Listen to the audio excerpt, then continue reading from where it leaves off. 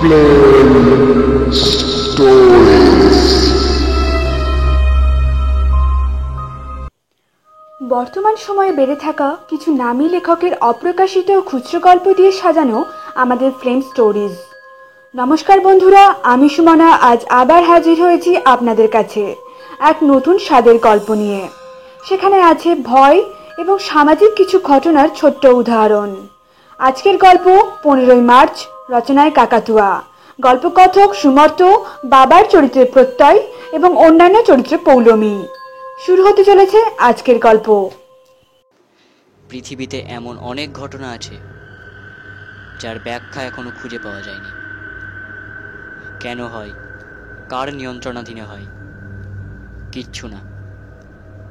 শুধু যেটা পাওয়া যায় তা হলো ভাঙা আয়নার মতো এক চির ধরা স্মৃতি, আর গলায় আটকে থাকা কাঁটার মতো শরীর শিউরে ওঠা এক তীক্ষ্ণ খোঁচা। সময়টা ছিল শীতের শেষের দিকে, মানে শীতকালের প্রায় শেষ বলা চলে, অর্থাৎ মার্চ মাসের দিকে। হ্যাঁ, তারিখটা ছিল 15ই মার্চ। আমি বাবার সাথে কলকাতায় ঘুরতে গেছিলাম। বাড়ি থেকে রওনা দিয়েছিলাম 10ই মার্চ। ঠিক করেছিলাম 3-4 দিন থাকবো, আর তারপরেই 14 তারিখ রাতের ট্রেনে বাড়ি ফিরব।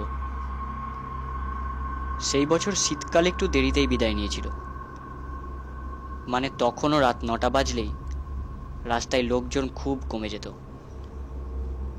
আমিও বাবা রাত 10টার ট্রেনে উঠলাম কলকাতা থেকে। ট্রেন ফাঁকাই ছিল প্রায়, বসার জায়গা আর শোয়ার জায়গা বেশ ভালোই ছিল। 10টা 20-তে ট্রেন চলতে শুরু করলো। বাবা আমাকে বলল, তুই রাত জেগে কি করবি? ঘুমিয়ে যা। ঘুম না এলেও শুয়ে থাক, দেখ ঠিক ঘুম চলে আসবে। তুমি ঘুমাও, আমার ঘুম আসবে না। ট্রেনে ঘুম আমার সচরাচর হয় না, কিন্তু অগত্যা বসে থেকে তো আর লাভ নেই, তাই বাংকারে উঠে শুয়ে রইলাম। কিন্তু চলন্ত গাড়িতে কি আর ঘুম আসে? একটা স্টপেজ পরে দেখলাম কিছু যাত্রী নেমে গেল ট্রেন থেকে। ট্রেন আরেকটু ফাঁকা হলো। দেখতে দেখতে কখন যে ঘুমিয়ে পড়েছিলাম কে জানে। হঠাৎ ট্রেনের একটা জোর ঝাঁকুনিতে ঘুম ভাঙে।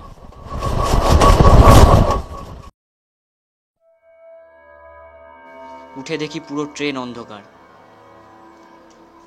এমনকি ট্রেন যে রাস্তার ওপর দিয়ে চলেছে তার আশেপাশেও কোথাও ল্যাম্পপোস্টের আলো নেই।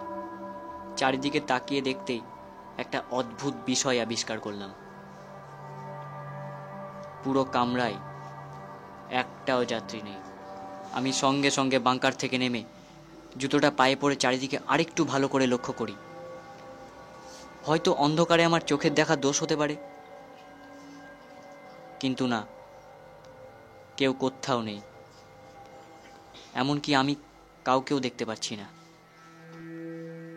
আমি বাবাকে ডাকলাম, বাবা, বাবা, কোথায় তুমি? ট্রেন অন্ধকার, কোথায় সবাই? কিন্তু কোনো সাড়া শব্দ নেই, শুধু ট্রেন চলার আওয়াজ। অন্ধকারে হাতের ঘড়িটাও ঠিক করে দেখতে পাচ্ছি না। আমি আরেকবার জোরে ডাকলাম, বাবা, কিন্তু না, কোনো সাড়া নেই। এতক্ষণে আমার পুরো শরীর যে নিজে থেকেই কাঁপতে শুরু করেছে তা বেশ টের পাচ্ছি। আমি পুরো কামরাটা হেঁটে এদিক ওদিক দেখতে লাগলাম, কিন্তু কেউ নেই। এমনকি কোনো মানুষের চিহ্ন মাত্র নেই, একমাত্র আমি ছাড়া। আমার ব্যাগপত্রগুলোও দেখছি নেই। এবার আমার ভয় করতে শুরু করেছে। কি করব বুঝতে পারছি না। বিভিন্ন রকম অবাস্তব অযৌক্তিক চিন্তা মাথাটাকে কুড়ে কুড়ে খাচ্ছে। আমি দাঁড়িয়ে আছি চুপচাপ, শুধু পা দুটো নিজে থেকে কাঁপছে। সারা শরীরে সিদ্ধারা জুড়ে ঠান্ডা হাওয়ার এক তীক্ষ্ণ ছুরি যেন কেউ বিঁধে দিচ্ছে। হঠাৎ অনুভব করলাম আমার পাশে কেউ যেন আছে, কিন্তু আমার আশেপাশে যে কেউ চলাফেরা করছে তা স্পষ্ট বুঝতে পারছি। আমি ভয়ে আর ঠিক করে দাঁড়িয়ে থাকতে পারছি না, কথা বলারও কোনো ক্ষমতা নেই। একটু পরেই একটা আওয়াজ শুনতে পাই, একটা মানুষের গোঙানির আওয়াজ। আওয়াজটা আসছিল আমার সামনের দিক থেকে। আমি ভয়ে ভয়ে অনেক কষ্টে বললাম, কে? কিন্তু তবু কোনো সাড়া নেই। এমনকি আওয়াজটা যেন আরো তীব্র বলে মনে হচ্ছে। আস্তে আস্তে আমার গলা শুকিয়ে যেতে থাকে, কাঠ হয়ে দাঁড়িয়ে থাকি এক জায়গায়। এমন সময় শুনতে পাই একটা মেয়ে চিৎকার।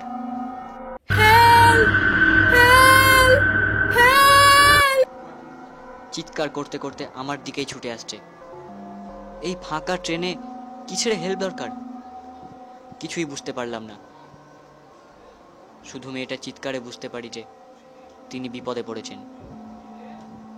ছুটতে ছুটতে আমার কাছে চলে আসেন আর আমার গায়ে ধাক্কা লেগে তিনি দরজার দিকে ছুটে যান। আমি হঠাৎ বলে উঠলাম, দাঁড়ান, কোথায় যাচ্ছেন? ওইদিকে ট্রেনের দরজা, পড়ে যাবেন আপনি।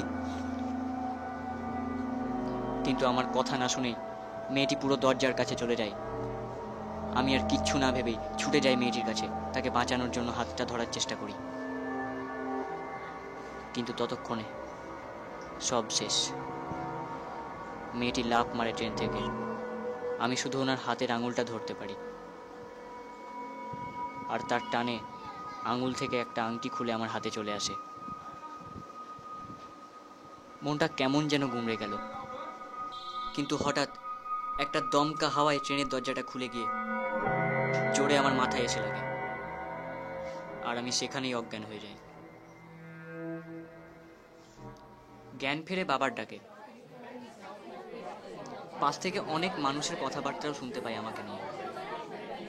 বাবা বলে, তুই ঘুমের মধ্যে ওরকম চিৎকার করছিলিস কেন? আমি জিজ্ঞেস করি, ওই মেয়েটি আর তোমরা সবাই কোথায় ছিলে? আমি কোথাও যাইনি তো। তুই স্বপ্ন দেখছিলিস ঘুমের মধ্যে। আমি বুঝলাম যে স্বপ্ন দেখেছি, তাই আর তেমন কিছু না ভেবে আবার বাংকারে উঠে গেলাম। তবে ঘুম আর এলো না।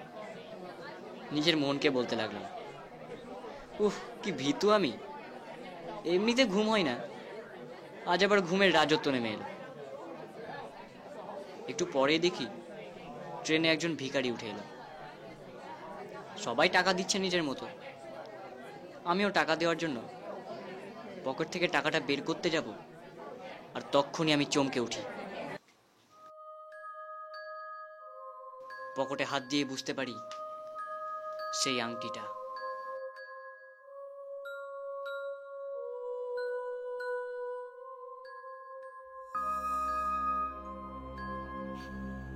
এতক্ষণ আপনারা শুনছিলেন আজকের গল্প 15ই মার্চ।